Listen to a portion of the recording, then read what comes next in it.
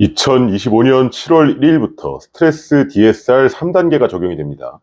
DSR이 뭔지 아시죠? 그 소득 대비 원리금 상환 비율이라는 겁니다. 너 얼마 버냐? 뭐 그 정도 벌면 이 정도 원리금은 갚을 수 있겠네. 그럼 얼마까지 빌려줄게. 이게 DSR이죠. 스트레스 DSR 3단계라는 거는 그 DSR 산정에 기여하는 추가금리, 이거를 스트레스 금리라고 합니다. 이거를 기존의 2단계 0.75%에서 3단계 1.5%까지 높인다는 겁니다. 그러니까 같은 돈을 벌어도 조금 덜 빌려주겠다는 거예요. 이거 뉴스가 나가고 이제 사람들이 화를 막 내죠.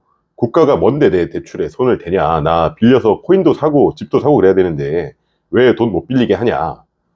오히려 감사하라는 거예요. 국가가 여러분 사기꾼 되는 걸 막아주는 겁니다. 이게 무슨 얘기냐. 제가 법적으로 얘기를 한번 드려볼게요.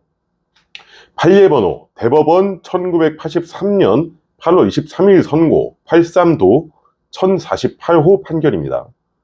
피고인이 확실한 변제의 의사가 없거나 또는 차용 시 약속한 변제 기일 내에 변제할 능력이 없음에도 불구하고 변제할 것처럼 가장하여 금원을 차용한 경우에는 편취의 범위를 인정할 수 있다.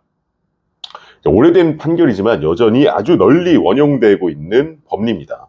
제가 뭐라 그랬죠? 변제 의사가 없거나 또는 변제할 능력이 없음에도 불구하고 변제할 것처럼 가장하여 돈을 빌리면 사기죄의 범위를 인정할 수 있다. 내가 막 구라쳐서 돈 빌리는 것만 사기가 아니라는 거죠. 내가 돈을 빌리는데 애초부터 갚을 생각이 없이 빌리면 그거 당연히 사기겠죠. 그런데 갚을 의사를 떠나가지고 갚을 능력이 없으면서 마치 갚을 수 있는 것처럼 빌리면 그것도 사기라는 겁니다. 이게 잘 생각해 보셔야 되는 게 수년 전만 하더라도 전세 놓은 임대인이 때 안 맞아가지고 전세금 잘 못 돌려줘도 사기라고는 안 했어요. 전세라는 게 뭐 원래 그런 거지. 뭐 새로운 전세입자 구해야 돈 주는 거지. 뭐 애초부터 해먹으라고 전세 놨겠어? 이렇게 생각들을 하셨죠. 그런데 이제 갭 투자 임대인들이 연쇄 부도가 나면서 이제 보증금을 대규모로 못 주기 시작하니까 이제 전세 사기가 문제가 본격적으로 대두되기 시작했죠. 지금 이제 전세 들어갔다가 보증금 제때 안 주면 이제 바로 전세 사기라고 고소를 합니다. 그러니까 법리적으로는 그럴 수도 있다는 거예요. 물론 내가 처음부터 해먹으려고 전세 놓은 거 아니고 새로운 전세입자 들어오면 돌려주려고 한 건 맞는데 그럼 전세입자 안 들어오면 그러면 안 줄 생각이었냐 이렇게 물으면 이제 할 말이 없어지고 이게 사기가 될 수도 있다는 거죠. 제가 번번이 말씀드렸잖아요. 전세라는 게 사실은 내 부동산을 담보부로 돈 빌리는 부동산 담보부 사금융 대출이라고요. 갚을 의사나 능력이 없이 빌리면 사기가 될 수도 있는 거죠. 전세를 놓는 경우에도요. 전세 얘기는 뭐 그렇다 치고 그럼 내가 집 사면서 담보대출 받아서 은행으로부터 돈 빌리는 거는 이것도 이론적으로는 똑같이 그럴 수 있다는 겁니다. 물론 아직까지 은행이 돈 못 갚는다고 대출받은 사람 고소 안 하고 검찰이 기소를 안 하지만 이론적으로는 가능하다는 겁니다. 왜냐? 갚을 능력도 없는데 이제 빌렸으니까.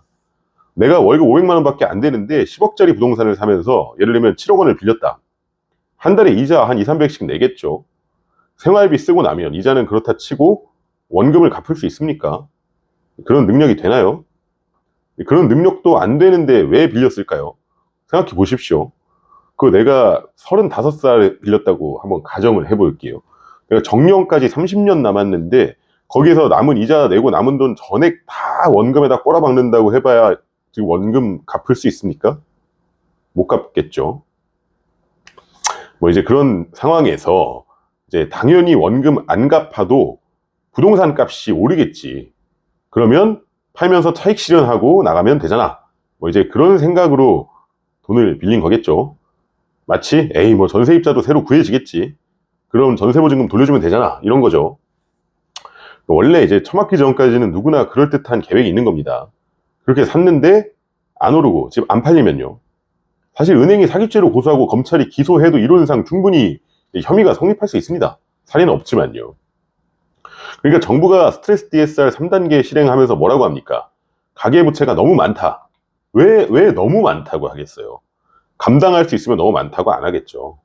대한민국 1인당 GDP가 뭐 100만 달러였어 봐. 그러면 뭐 야 부채가 너무 적다. 빚 좀 더 져라 뭐 그러겠죠. 너무 많다고 하는 건 너무 많아서 그러는 거죠. 가계경제가 이거를 부담해서 갚을 능력 운용할 능력도 없는데 너무 많이 빚을 졌으니까 이제 그만 빌리라고 하는 거예요.